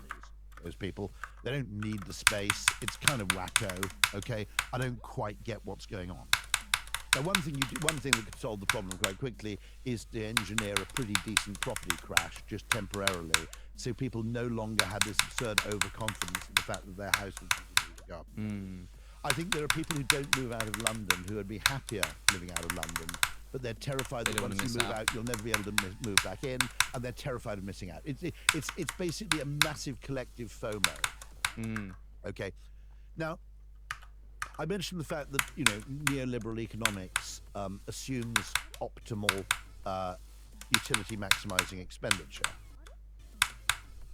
Just to be clear on this, okay, housing is the worst way you can spend your money in terms of the externality. Okay, if I go to the pub, right? Okay, I'll give you an example of, if you look at the effect my expenditure has, my spending money has on other people, right? There's a huge amount of variety in that. In that, if I go to the pub, I'm not just buying myself a pint, I'm also securing the survival of a pub for the benefit of lots of other people. Okay? Spending money in pubs, cafes and restaurants, I would argue, is kind of positive. It's positive for the wider community. Okay? You might even argue, and I would, that buying a car from new is an extraordinary act of philanthropy. Because I buy a car, I take a massive hit in terms of depreciation, so that someone significantly poorer than me can have a car that is nearly as good as my car was when I bought it new for half the price. Okay, go out and buy a 6-year-old Jag. Okay, you're basically driving around in a luxury vehicle at somebody else's expense. I mean, people who buy cars from new should be celebrated. We should have we should have a statue to anybody who buys a car from new. It's an amazing act of philanthropy. Okay. My brother's an academic, and I always tease him by saying that he basically, in most material goods, he ends up buying exactly the same shit I do, just 3 years later. Okay, whether it's computers or mobile phones or whatever. A second-hand iPhone, utter extraordinary act of generosity. Someone has a phone which, effectively, the richest person in the world probably would have owned. I mean, not this very same phone, but an identical phone 3 years before, and they get it 3 years later for a third of the price. There are lots of ways in which consumption is actually extreme. But even if I go and buy a hot tub, okay, which is getting onto the more selfish phase of things, if lots of people buy hot tubs will become a lot cheaper, and more people will be able to afford hot tubs. So this is my problem. I feel that I've worked in advertising for 30 years and I've entirely wasted my time, because what I've done is help people buy better and better and cheaper consumer goods for the most part. There are problems like in customer service in service-led brands, which I'll park for a second. I think customer service has got worse, by the way, through a kind of cult of automation. But basically, the manufactured goods you buy, the food you buy, the meals you eat out, okay, are better than they were. I mean, you're not even old enough to fully appreciate it, but trust me, compared to the 1970s, okay, Pizza Express is the Manoir Cat Saison compared to a standard place you go and eat in 1973. Everything's got better. It's mostly got cheaper and more affordable. Okay. And the subtotal of that effect has been to allow people to spend more of their discretionary income on property. And therefore, most of what should have been the extraordinary gains in living standards in terms of the holidays people enjoy, the cars people drive and everything else, has been soaked up effectively by the property market. Okay? And I think we should tax that, because I think it's an entirely worthless form of wealth accumulation.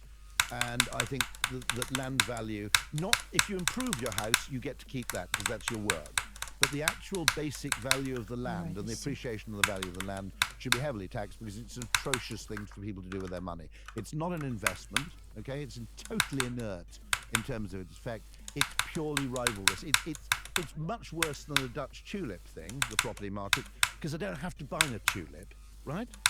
Okay, the Dutch tulip boom was an insane kind of Ponzi scheme nutter boom, but, there are substitutions for tulips. I know these tulips getting really expensive. I think what is the Dutch tulip? Right, it was a thing that, it's part true, part mythical, I think, if you dig into it. It was effectively that tulip prices, and particularly for rare tulips, basically spiraled out of control at some point in 17th century Holland. And so it was one of these cases where effectively rising prices brought in ever more demand. And so you had this thing where effectively it was a crazy boom which spiraled out of control. That's not a problem because I don't need a tulip. I can get by without them. I could decide to substitute with gladioli, okay? But you need housing, you need a place to live, and actually you need a place to live with a reasonable degree of certainty in which you can bring up a family. The fact that housing has become the predominant form of wealth storage is, to Adam Smith, okay, Adam Smith distinguished between three things: labour, capital, land. Subsequent economists, because it made the maths easier, conflated labour and land, conflated capital and land and treated them as the same thing. Adam Smith quite rightly spotted that they are not the same thing. Capital and land are not the same thing. Land is something that is in short supply, and in many cases the value of it is determined by the actions of others. All right. Okay? You know, someone builds a road, suddenly your house is worth either less or more, depending on the road, is whether the road is framed as a good thing or a bad thing. The Singaporean government basically is Georgist. In other words, they own a lot of the land. They fund a large part of the government by, they're effectively property developers with a side gig in government. I think that's the third or fourth time you said Georgist now. Can you? Oh, crikey. So Henry George, I'm not, by the way, you could apply the same principle to any non-renewable resource, whether it be land or fossil fuels.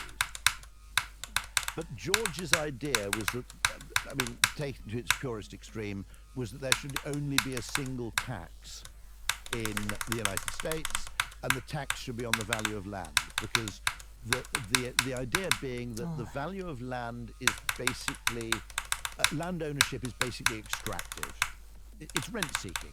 Now, here's the greatest mystery in economics. All economists agree that rent-seeking is a bad thing. In other words, patent trolling would be another example, okay?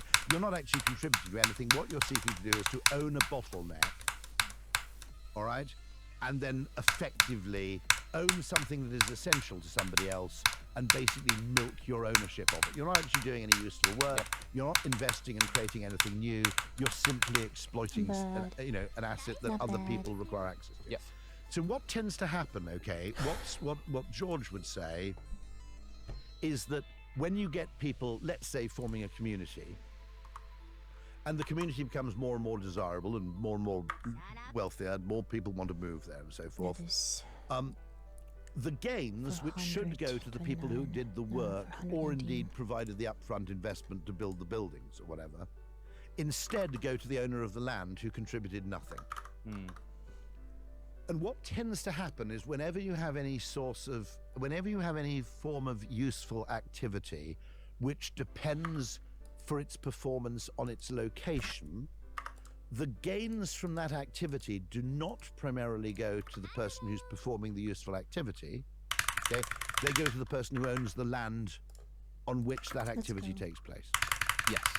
Okay? So, an example would be airport retail, which is effectively, various brands have to be there. The people who get rich out of airport retail are not retailers, they're airports. And what they happen to do is simply own a kind of, they've got a location, the ownership of which confers an income on them without requiring any commensurate investment or risk. And so the idea is that effectively, since this thing is extractive, some people have described Georgism as basically socialism in relation to land, free market capitalism in relation to everything else. Yeah. Okay, that's probably quite a good shorthand. You could, interestingly, I'm sure some people do, I haven't researched this enough, extend exactly the same thing to, for example, non-renewable energy. Yeah. You could say oil. The ethical justification for this is kind of, look, land, okay, the fruits of your labours rightly belong to you because you created that thing, okay? However, land shouldn't necessarily belong to anybody because it was effectively an endowment from the creator, you might have said, and the gains from that endowment deserve to be apportioned fairly and reasonably, whereas the gains from individual labour, enterprise or risk deserve to be disproportionately portion to rewarding the person who underwent those efforts or those risks. I think that makes sense, does it? Yeah. So it's basically saying that land is a different category of thing. Yeah. Okay. And you might argue of fossil fuels. That I would, Right. I would say it's not a huge leap to say that you should basically tax the use of non-renewable resources. Yeah. Because the idea being that they aren't actually the fruit of man, if you want to get religious about it, they're actually a kind of, they're a fixed endowment, and that, whereas people don't deserve the fair share of other people's labours, there's an argument that you should reapportion the wealth that comes from effectively extractive rent-seeking through landowners. Yeah, see, I'm thinking... Won't endear me to the world's property developer. Maybe not. And more ironically still, one of my daughters is planning to work in commercial property. But my point about this is that it's certainly... okay, it's given that Adam Smith believed it, actually a surprisingly large number of people. I think Winston Churchill was a Georgist. I think to a large extent, I think Milton Friedman was, by the way. Right. There have been large numbers of economists and fairly eminent people. Who was that fashion designer who was married to Malcolm McLaren? You know, the one who... Oh, you're asking the wrong person. Someone must Anyone? know. Famous fashion designer who died fairly recently. Vivienne Westwood. Vivienne Westwood was a Georgist, I'm delighted to say. There are some quite interesting people who, weirdly, who are like ex-Goldman Sachs who believe this stuff. Now, it's worthy of exploration. It's worthy of experimentation. That's all I can say. I mean, you could experiment fairly easily by creating a Georgist community somewhere, as indeed happened in the United States in a couple of cases. Right. And you establish a place effectively on Georgist principles where the public services are paid for in proportion to land ownership. But unfortunately, we've fetishized home ownership. And the argument is if you tax wealth or you tax home ownership, Not bad. you're taxing people twice. Well, that's bollocks, okay? Okay, yes, they earned the money to buy the house out of income, bad. probably. That's not But the vast increase in the value of that house has been created by government monetary policy. Okay, and it's a completely unwholesome... What I'm saying is that if you... Or hasn't been prevented by it. If that old lady, it's unlikely to happen, the old lady who didn't want to go down to Harvester to get the non-bargain meal, it would be better for the economy if she sold the house and went on a massive orgy of crack smoking and jet skiing. It would actually be better for the economy if she moved out of that house and actually spent the money in some shape or form in a way in which it would actually circulate. Because we literally what do you think, have guys? trillions of pounds of wealth in the UK tied up in the most inert, non-liquid... okay, if she bought IBM shares and she had 2 million, in 1950-something, and she had £2 million worth of IBM shares, when her children needed their shock absorbers fixed on it's her daughter and her son-in-law, okay, needed the shock absorbers fixed on their car, I think it's fair to say she probably would have sold a bit of it. A house is appalling because the only way you can realise the gain is by dying or by moving house. Yeah. Okay? I mean, for that alone, we should hate money, that's actually tied up in property. So, this tax... Property ownership makes people stupid in a weird way. How do you mean stupid? Well, I mean, you get these people... Okay, people don't want to move. I get it. But you because that's the literally thing. have It's this like you've got whole like a generation of sentimental people... attachment Yeah, to your, I respect, as an advertising person, I respect irrational attachment. Yeah. My only point is that I would argue that people in their 70s and 80s probably are pretty irrational. Okay, by the standards of anybody else, in terms of what they're attached to. I'd also argue that we fetishize the old, okay, in that all you need is one newspaper sob story about an old person who's got to move out of their home, okay, because they can't afford the new land value tax, and that's Georgism killed. Now, old people now, they didn't fight in World War II. They were at the bloody Isle of Wight Festival, pensioners now, right? I understand why we're extremely deferential towards the generation of old people who I knew as I grew up, because they, fought in the trenches, or in the case of my great uncle, being a rear gunner in a Lancaster bomber in 50 missions over Yeah, and Right, as, okay. as the people, I don't want to move that guy out of the table. The current old people, they're crap. as the people They're who, rubbish. They're the totally people rubbish. for whom those They had were old final people. salary pensions. Okay, you know, they're not proper old people. They're People get crappy. older. I think people like have this deep respect for elders because they've fought in the trenches, as you say, and then they themselves get older, and they've sort of internalized this. Well, you've really got to respect your elders thing, realizing that maybe the reasons why we had that particular respect don't continue to apply. I don't think the conditions apply to the extent they did. I don't think our veneration of the old and our deference toward the old, okay, they're not Captain Tom, these people, right? They did some cushy job. They grew up in the 60s. They had really good music, okay? Yeah. They had pretty good drugs. And then they got a job, you know, in some public sector position with a final salary pension. Sorry.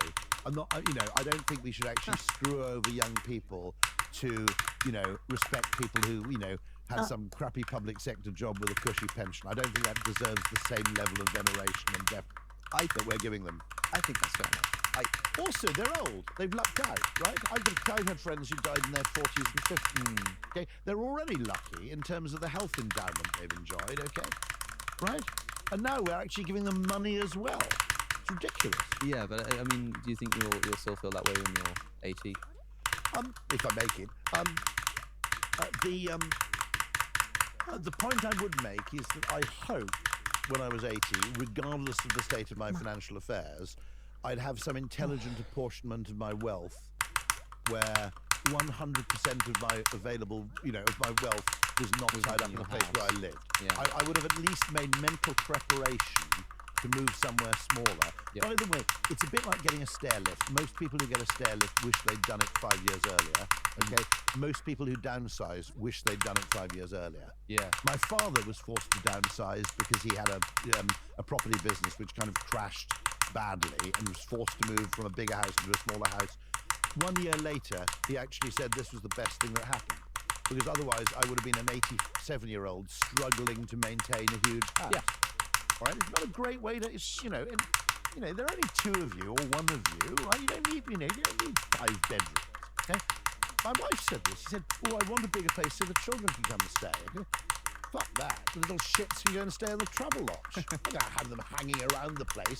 No, I spend 250,000 on bloody spare bedrooms just so the little shits can, you know, come and visit for sort of 3 days every month. They can go down the travel lodge like everybody else. And so no, I find it weird that we regard this as normal. I mean, there are lots of aspects of the property market where economists have conflated land ownership with capital. Okay. Lots of aspects of the property market, for example, the fact that for 30 years property price rises were presented in the news as a good news story. Right. Okay. Yeah. Now, nobody says, "Hey, good news if you've got a full tank of petrol, the cost of petrol's gone up," okay? Because it's something that people need to use over time, okay? But for some reason, now, just to be clear, if you look at it sequentially, longitudinally, okay, a property price rise is very good news if you've got parents who are planning to die soon, and it's very good news if you're planning to downsize. For everybody else, either people who don't own property or who are planning to move to a larger property because they've just had kids, a property price rise is bad news. It is good news for an extraordinarily small group of people in a particularly select point of their life, okay? Other than that, it's bad news for everybody else. And yet the news coverage of it for more or less the entire duration of my adult life was great news. Property has gone up. Why? Collective insanity is the only thing I can think of. Not You know, bad. hey, great news I if you've agree already on got a that. loaf of bread. Bread prices have gone up. Nobody says that, okay? But for some reason, property is treated as wealth. It's not, it's consumption. Can you You repeat what consume property. Okay, people need to consume property. They need a place to live.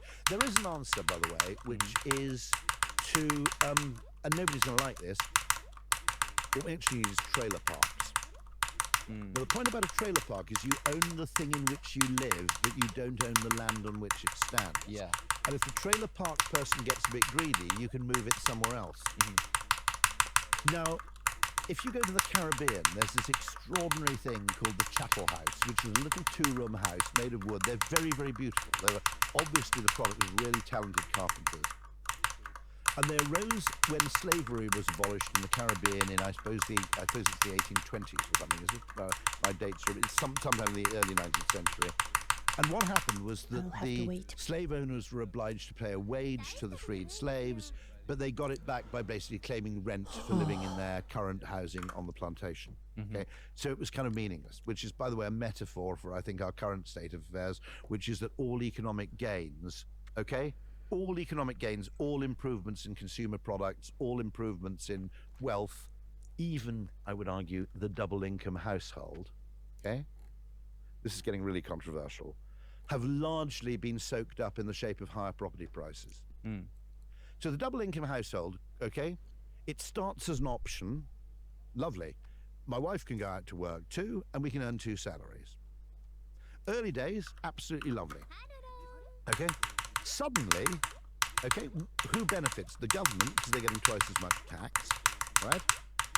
Homeowners benefit because now you need 2 salaries to buy a house, and therefore houses are worth commensurately, 50% more. Most of the gains over the long term, not immediately. If you're an early 2-income household, you were rolling in it, okay? But over time, people cottoned on to the fact that people were earning two incomes and therefore demanded more money for a house.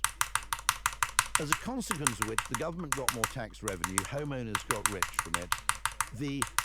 I would argue, the typical double-income household enjoyed a fairly modest increase in their quality of life, all right, and lost 35 hours of discretionary time every week per household. So when I was a kid, a working class person could bring up kids on 1 salary.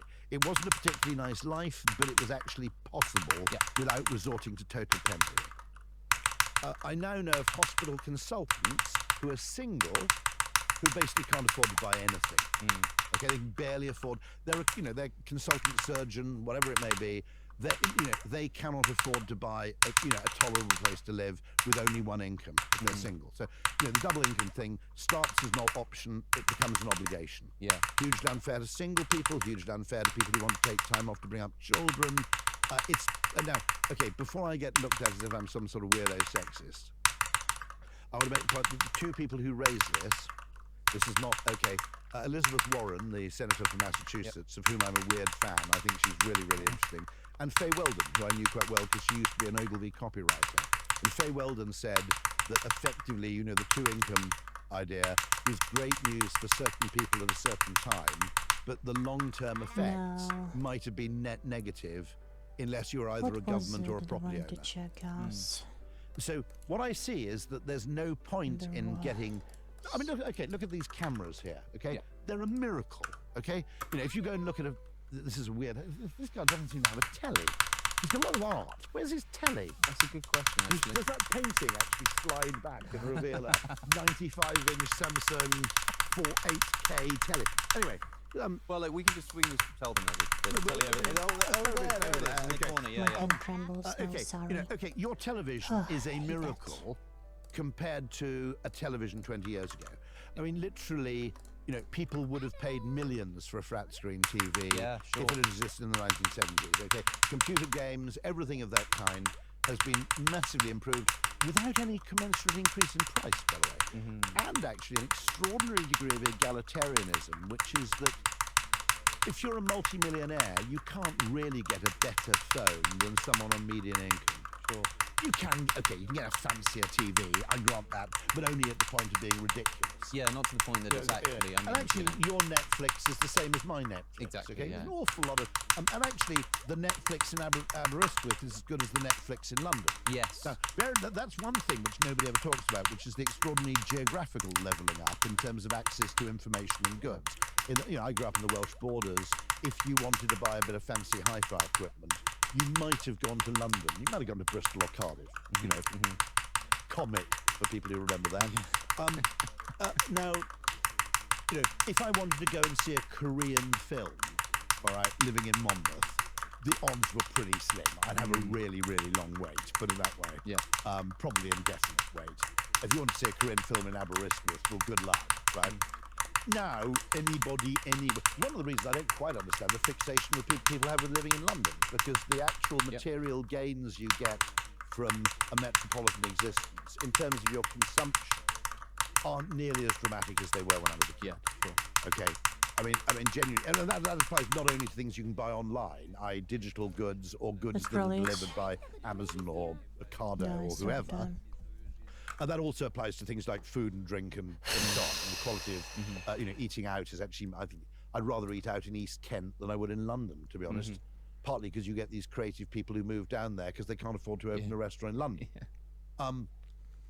But I mean, I do find this interesting in that I sometimes feel that all the lifestyle gains that should have come from those extraordinary technological improvements have just been mopped up in rivalrous chasing of property assets. Now, what happened, what I was talking about in the Caribbean was these things that were built called chattel houses, which were portable. And so to prevent your plantation owner saying, look, mate, I'm afraid you've got to pay rent that's not unadjacent to your current salary, they'd build these little houses, and if the chap demanded too much land rent, two men could pick them up and move them onto the adjacent plantation, where the plantation owner would go, no problem, mate, you can stay here for a third of the price. Yep.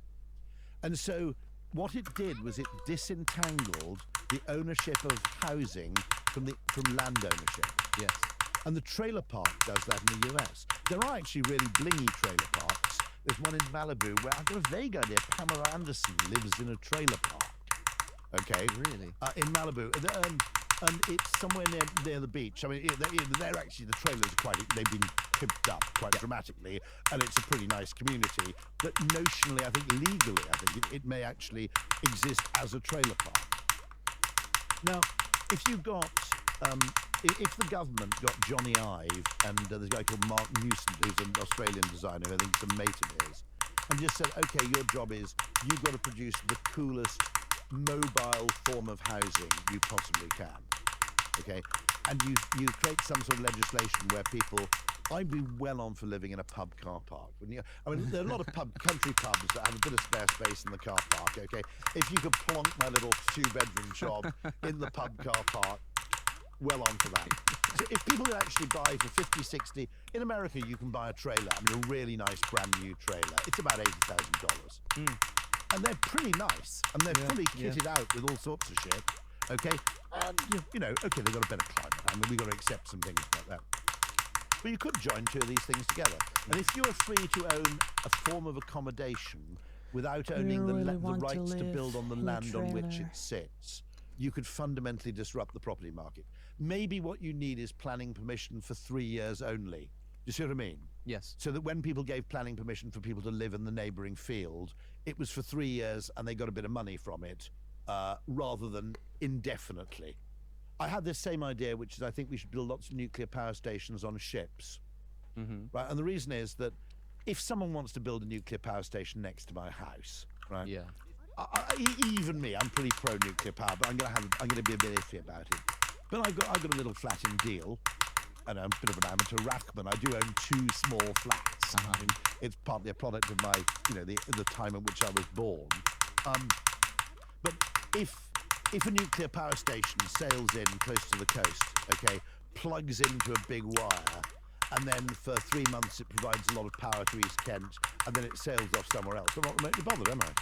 Okay, I'm not going to protest that to the same degree I would protest a permanent fixture. So I've got this theory that you just put nuclear power stations on ships and people will be pretty chill. They thought, okay, the thing's going to be in harbour for 8 months and then it's going to go somewhere else. Yeah. Completely different level of objection. Maybe there could be some sort of tax benefit for the people who live near it or something. Oh, that's fascinating. If we didn't have this huge explosion in property prices, which unjustly enriches people without any real measure of the contribution they've made to society, without any proportionality. First of all, one of the things you do is you discredit capitalism, because you can say what you like about Henry Ford being rich, but he gave a lot of people a cough. Okay, whereas nowadays the rich person is likely to be some weird Russian who's honey-trapped the local nomenclatura into selling them an aluminium smelting works for 20,000 rubles. It doesn't have the same degree of meritocracy or earned merit, than it used to. So you discredit the whole nature of wealth and capitalism by making it so much to do with your asset class ownership rather than your effort. That's my first objection. Second thing is, if we hadn't had property, if we'd had an artificial means, e.g. taxation, of keeping, and a commensurate reduction in income Not tax, bad. right? Alright. If we'd had some means of taxing land value, could people now actually work a 4-day week and maintain their basic quality of life? I think that's entirely possible. Okay? Could you have a guaranteed basic income on the basis of this? It might be possible. Now, my point about this is, by the way, not saying that I'm right, and I'm definitely right. I'm simply utterly baffled by the extent to which the incredibly limited number of variables that are considered by neoliberal economic models completely limit the possibility for experimentation. I mean, interest rates become this like weird tool, you know, or keeping inflation down.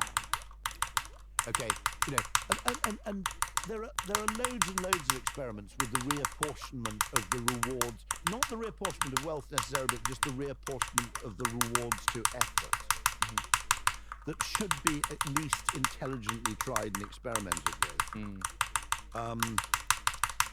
I've got a vague idea, I think, that, for example, someone at Kent County Council went to the government and said, we'd like to do an experiment where we basically sell planning permission. Because when you give someone planning permission, well, let me explain how I would have paid for High Speed 2. All right? I would have bought 20,000 acres, actually 2 lots of 20,000 acres between London and Birmingham, and 2 lots of 20,000 acres, again, of agricultural land between Birmingham and Manchester. Alright, guys. And I would have built the railway, I would have... Thank you, Alex O'Connor and Rory Sutherland. Thank you both. Interesting session, I guess. Alright, guys. Goodbye.